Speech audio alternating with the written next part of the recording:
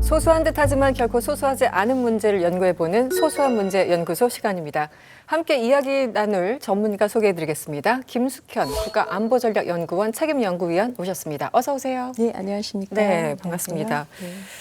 오늘 주제가 아무래도 일본 쪽 같은데요. 네, 어떤 주제 가지고 오셨나요? 예, 오늘은 이제 우리나라하고 좀 다른 일본의 정치에 대한 이야기를 좀 해보고자 하는데요. 제가 정한 오늘의 주제는 일본 파벌 해체와 새로운 리더십입니다. 菅バイデン大統領として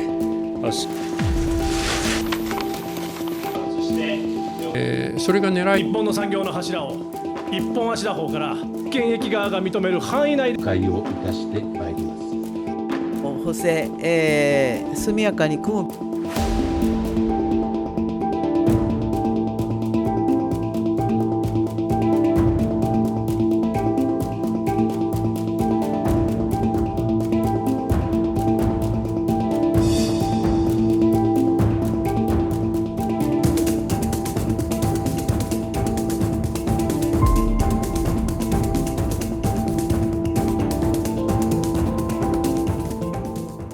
일본의 기시다 총리가 퇴임 한 달을 앞두고 한국을 방문해서 며칠 동안 우리 언론에서도 이름이 많이 오르내렸는데요. 총선은 내년이라고 하는데요. 총리를 그만둔다는 거잖아요. 좀 일본 정치 체제가 헷갈릴 때가 많습니다. 설명을 좀 해주시죠. 예, 일본은 이제 저희하고는 조금 다른, 한국 같은 경우는 대통령 중심제를 선택을 하고 있죠. 대통령은 5년 단임 이렇게 되는데 일본 같은 경우는 이제 의원 내각제를 채택을 하고 있습니다. 다수당 1당의 이제 총재가 총리가 되는데 기본적으로 이제 이 자민당 총재의 임기는 3년이고요. 3년. 예, 그다음에 이제 2017년에 아베 전 총리가 3연임을 하는 것을 이제 가능하게 함으로 해서 지금까지는 이제 3년에 3년이 그러니까 최장 9년까지 할 수 있는 그런 거고요. 일본 같은 경우에는 이제 총리가 할 수 있는 가장 큰 권한 중에 하나는 의회 해산이라고 하는 게 있습니다.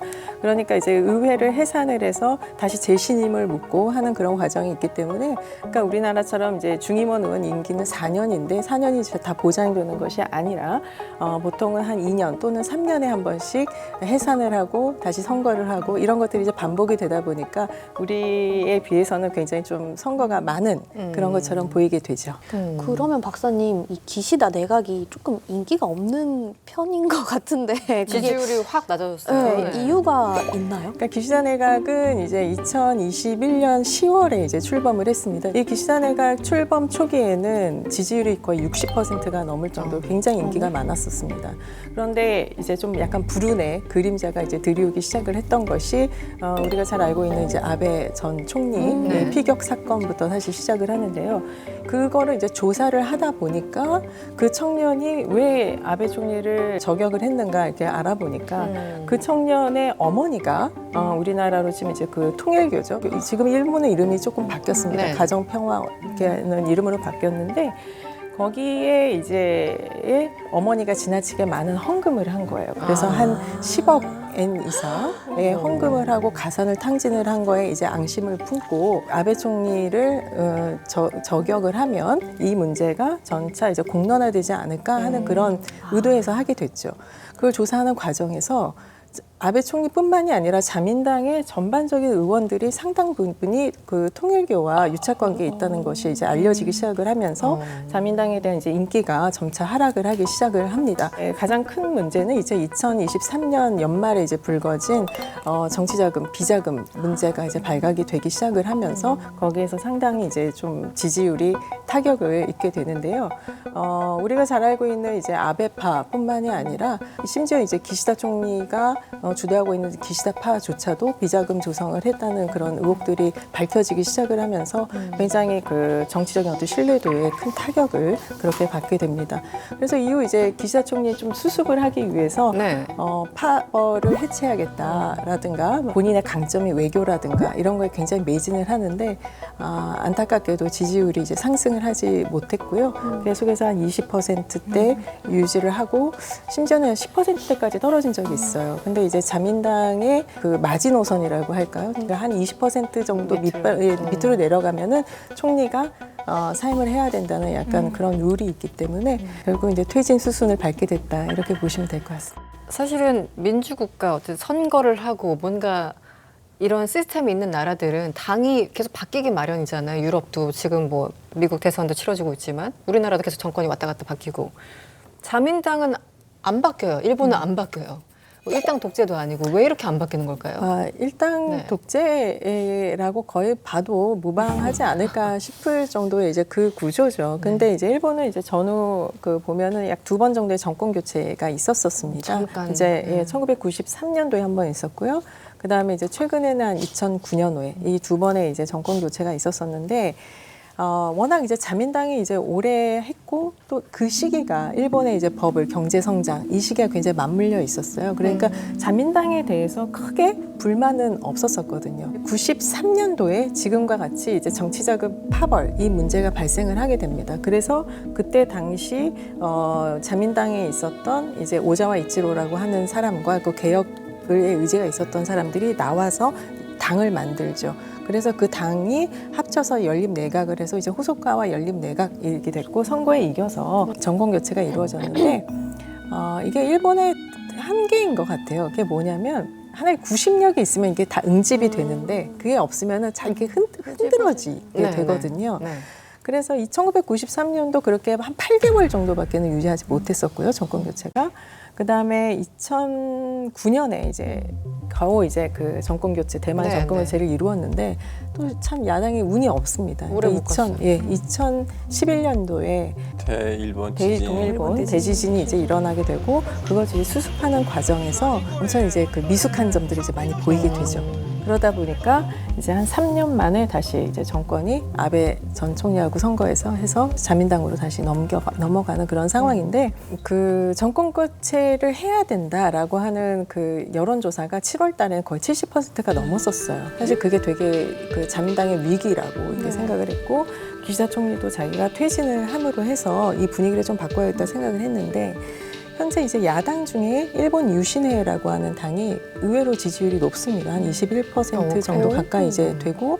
그런데 그 일본 유신회라고 하는 그게 조금 특이한 당이에요. 그러니까 기존에 이제 좀 리베럴한 그런 민주당이라든가 입헌민주당 이런 거와 달리 여기는 헌법 개정도 해야 되고 좀 강경한 편이에요. 그런데 요게 기존에 있었던 야당이 그러니까 일본 유신회라고 하는 거하고 이제 합당을 하거나 연립을 하려고 하면은 이제 그런 게 잘 맞지가 않은 거죠. 그러니까 늘 이번 선거구에서는 우리가 이겨야 되니까 여러 가지 난립시키지 말고 우리 연합해서 한 후보로만 해가지고 표 밀어주십시다 해도 그게 안 되는 거죠. 단일화가 안 돼서 그렇죠.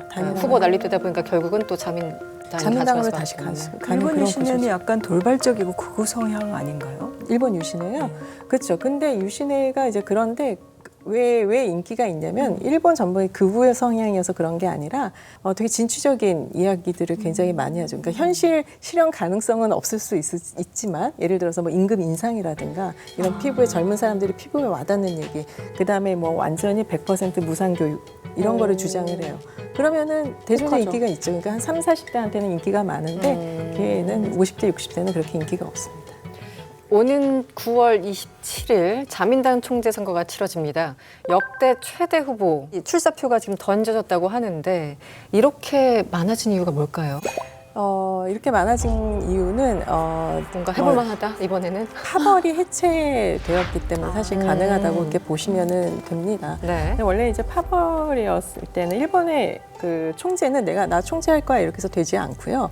20명의 추천을 받아야 이제 총재 후보에 들어갈 수가 있는데 이전 같은 경우는 이제 아베파 같은 경우는 한 97명, 98명 정도 됐었습니다. 그러니까 아베파에서 뭐 한 명, 예를 들어서 대표적인 게 아베 총리지만 아베파에서 어떤 총재 선거에 나간다 그러면은 그냥 가볍게 한 20명 정도의 추천인을 받을 수가 있었고요. 근데 이제 내가 파벌이 없다. 라고 하면 이제 20명의 추천인을 사실 모으기 굉장히 어려워요. 지금까지는 보통 총재 선거에 나왔을 때 양파전이거나 그러니까 2명이나 많아야 3명 정도였는데 파벌 얘기를 잠깐 해주셨는데 좀 정리를 해주시면 그러니까 아베파가 가장 다수였던 건가요? 1위를 차지하는? 그렇죠. 최대 파벌이었을 때가 아베파가 98명 정도 됐었고요. 그다음에 이제 아소파가 이제 한 50 60명이 조금 안 됐던 것 같고요. 그다음에 기시다파가 한 47명 정도, 네. 모테기파도 비슷합니다. 한 43명 정도 이렇게 되고요. 그러면 선생님 이 파들끼리 이렇게 경쟁을 해서 이겨서 이제 그 파의 지도자가 내각 정리가 되면서 내각에 있는 자리들을 자기 파한테만 갖다 주는 거예요? 아니면 그 과정에서 다른 파랑 좀 약간 일본말로 쇼부를 치고 그러면 니네들 우리를 쇼부다. 뭐 지지해주면 우리 이 자리 너한테 주겠다고 하면서 네. 이 어떤 구도였는가요? 그러니까 대표적인 게 이제 아베파 같은 경우는 조금 그 안배가 좀 적었지만 기시다파 같은 경우에는 사실 아베파와 아소파의 적극적인 지지로 이제 총리에 당선이 됐거든요.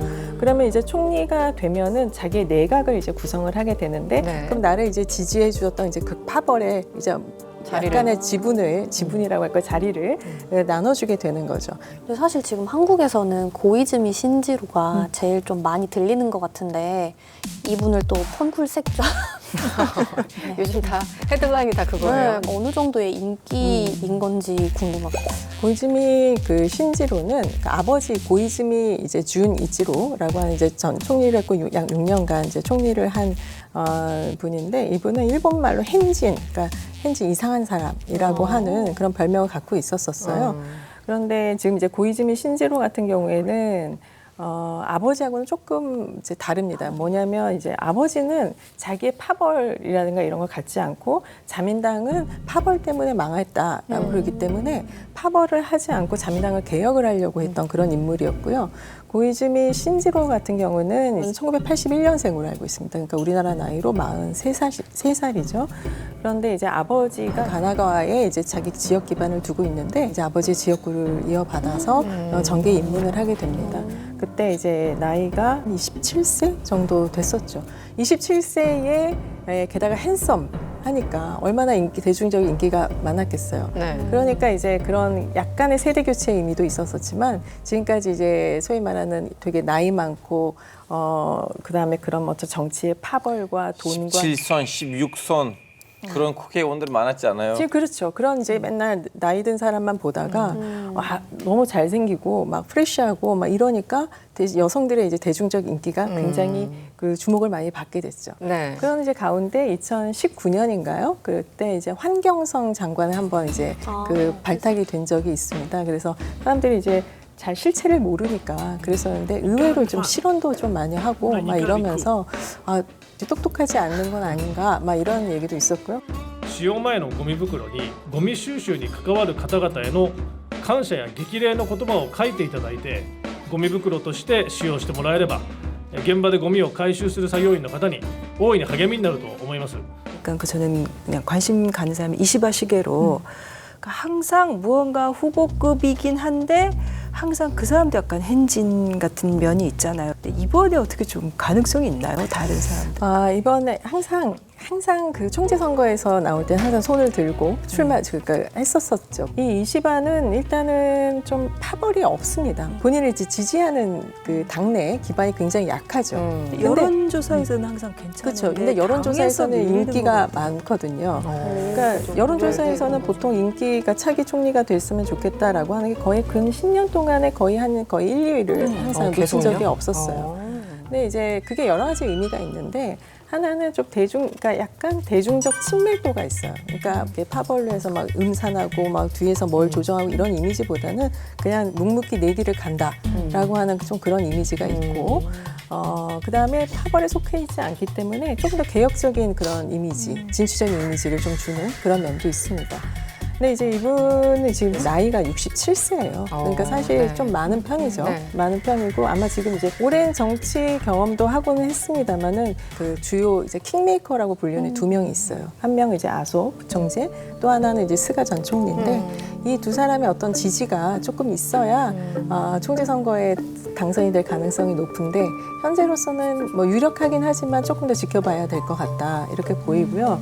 근데 또 이제 별명이 하나 있어요. 방위 오타쿠라고 해서 그렇죠. 방위 오타쿠. 예. 그래서 방위성 장관을 되게 오래 했는데 그러니까 실제적으로 정말 오타쿠라고 불릴 만큼 굉장히 지식이 많고 본인 방위에 대한 공부도 굉장히 많이 하고 네. 또 일본의 안보 이런 거에 대해서 미국에서 할 말은 해야 되고 지나치게 일본이 일방적으로 방위 분담금이라는 이런 거를 많이 무는 거에 대해서는 컴플레인을 해야 된다라고 당당하게 이제 주장을 하는 인물이기도 하죠.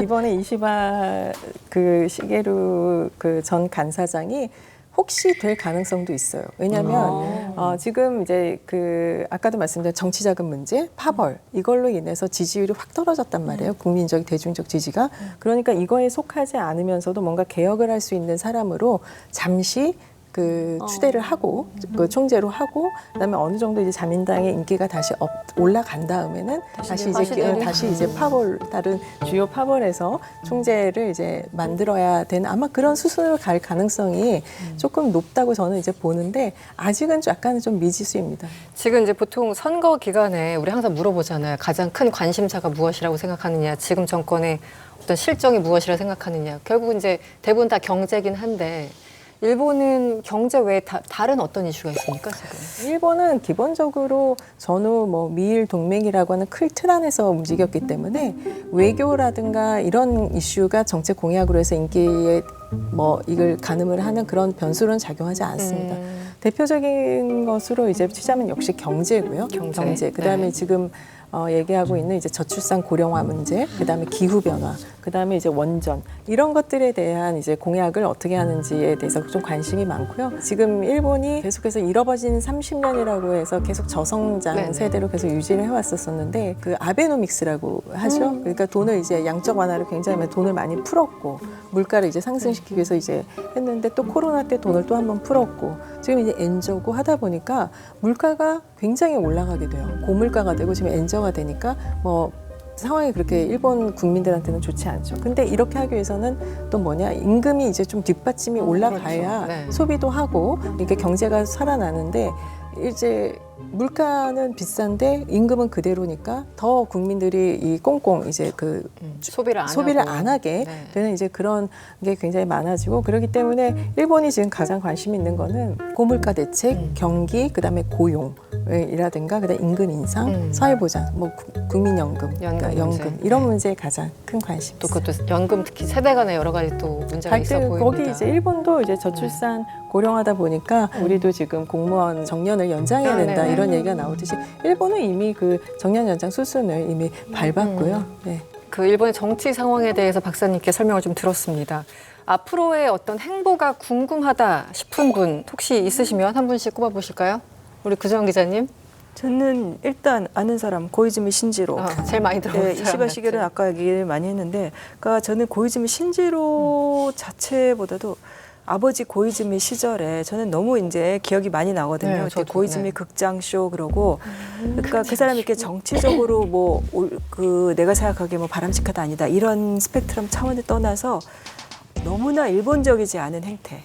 정말 눈에 띄었고 그리고 어떤 면에서는 굉장히 우파적인데 그때 또 북한 전격적으로 네, 방문해서 김정일 하고 만났죠. 네. 그 다음에는 또 어떤 면에서는 굉장히 좀 강경한 것 같다가도 또 이제 3.11 대지진 다음에는 반원전을 한다든가 근데 그런 행보들이 굉장히 좀 인상적이었는데 그 아들은 과연 어떨지 아들은 그만큼 아닌 것 같고 그냥 금수저 같기는 한데 아무튼 계속 관심은 가요. 그렇군요. 우리 알파 기자님은 누가 가장 관심이 누가 보단 주제.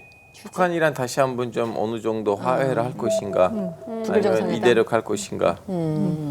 에바 씨는? 저는 그 고노타로? 그분이 또 대표적인 친한파라고 이제 하시고 뭐 디지털 상으로 좀 유력하다는 그런 얘기를 들어서 그분도 어떻게 효자시래요. 또 이분이 간이식을 아버지한테 해준다고.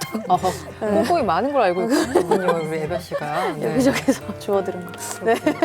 지금 언급하신 이 분들 다 주목하실 필요가 있습니다. 뭐 지금 총재가 안 되더라도 고이즈미 신지로 같은 경우에는 뭐 틀림없이 일본 차기 총리가 언젠가는 이제 될 인물이고요.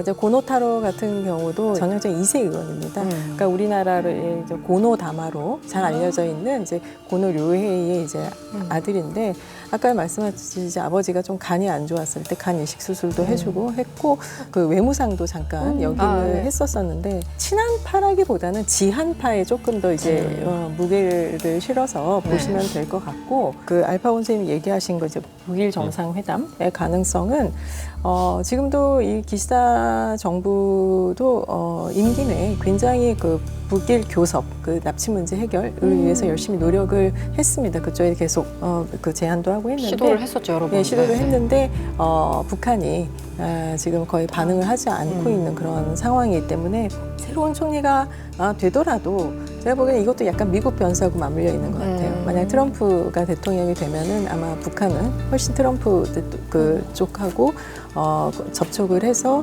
교섭을 이끌어내려고 하는 거기 때문에 조금 더 일본은 밀려날 수가 들어있는 오히려 상황이 되는 역학관계가. 거죠. 네. 오히려. 네. 그래서 북일 정상회담의 가능성은 뭐 고이즈미 아들이어서 뭐 아버지처럼 가가지고 갑자기 김정은과 뭐 악수하고 이런 나이 퍼포먼스를 같은 또래이니까 8381. 김정은과. 그런가요? 네, 그래서 뭐 그 흥미로운 이제 투샷이 될 수는 있는데 가능성에서는 그렇게 높지는 않지 않는가라는 생각이 듭니다. 흥미로운 투샷. 네. 네. 인상적인 표현이었습니다. 네. 일본 총리는 자주 바뀌지만 그렇다고 정치가 바뀌는 것 같지는 않습니다. 특히 과거사에 대한 입장은 더더욱 바뀌지 않고 있죠. 최소한의 진전이 있기를 기대해 보지만 현 상황을 둘러보면 여전히 무리라는 생각이 듭니다.